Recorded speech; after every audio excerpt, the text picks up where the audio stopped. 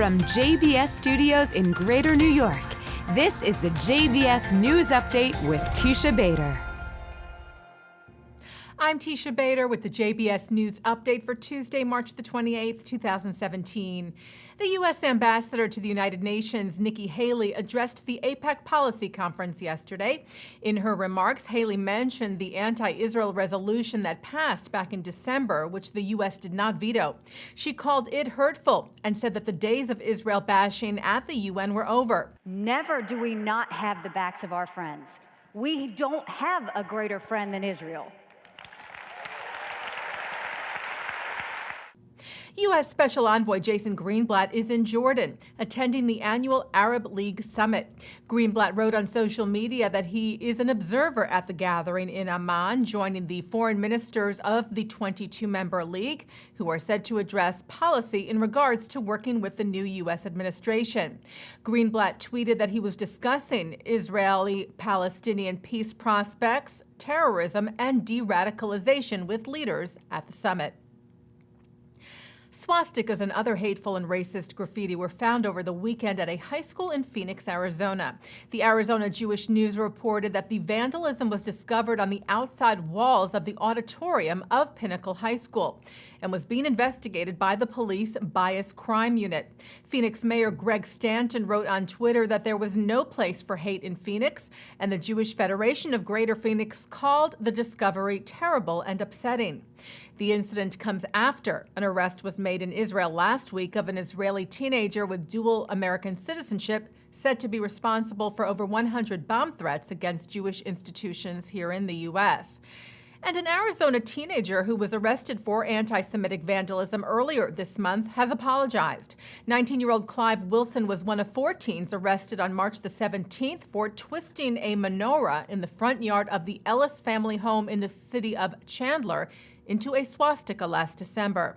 The East Valley Tribune reported that Wilson wrote on Facebook that he was sorry for the reckless and insensitive act. A bill was introduced in the U.S. House of Representatives yesterday that would increase the federal penalty for bomb and other violent threats against religious institutions and ensure that they be prosecuted as hate crimes. The Combating Antisemitism Act of 2017 was led by Republican Representative David Kustoff of Tennessee and Democrat Derek Kilmer of Washington. It would amend the 1996 Church Arson Prevention Act, which limits the consequences for, quote, credible threats to misdemeanor charges.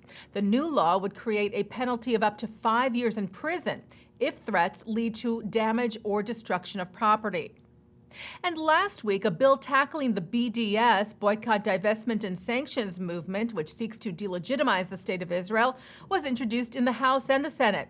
The bipartisan Israel Anti-Boycott Act would penalize companies that take part in the BDS movement. It was spearheaded by Democratic Senators Ben Cardin of Maryland and Republican Rob Portman of Ohio, as well as Republican Representatives Peter Roskam of Illinois and Democrat Juan Vargas of California. The American Jewish Committee has opened its newest international office in Warsaw, Poland. The Shapiro-Silverberg AJC Central Europe office is the global advocacy group's 5th office in Europe. It will serve Poland as well as the Czech Republic, Estonia, Hungary, Latvia, Lithuania, and Slovakia. AJC held a gala last night in Warsaw to mark the occasion, which was attended by hundreds of government officials, members of the press, and Jewish leaders from Europe, the U.S., and Israel. And taking a look now at our programming for tonight for Tuesday, March the 28th. At 7 o'clock, it's Kosher Movies. At 7:30, a look at the Jewish role in racial justice. At 8, Rabbi Eugene Wernick talks about the rabbinic revolution at the 2017 Global Day of Learning program from Machon Hadar in Schechter, Manhattan. At 9, Mark Golub sits down with Amri Shlomian, founder of the Jewish and Arab school Ein Bustan, on L'chaim. And at 10, another episode of the Israeli drama series, A Touch Away. And coming up right after this newscast tonight at 6:30, President of the Union for Reform Judaism, Rabbi Rick Jacobs, talks about his recent meetings in Israel with Israeli Prime Minister Benjamin Netanyahu and with Palestinian Authority President Mahmoud Abbas when I sit in for Mark Golub on tonight's In the News. And that's the JBS News Update for Tuesday, March the 28th, 2017. I'm Teisha Bader.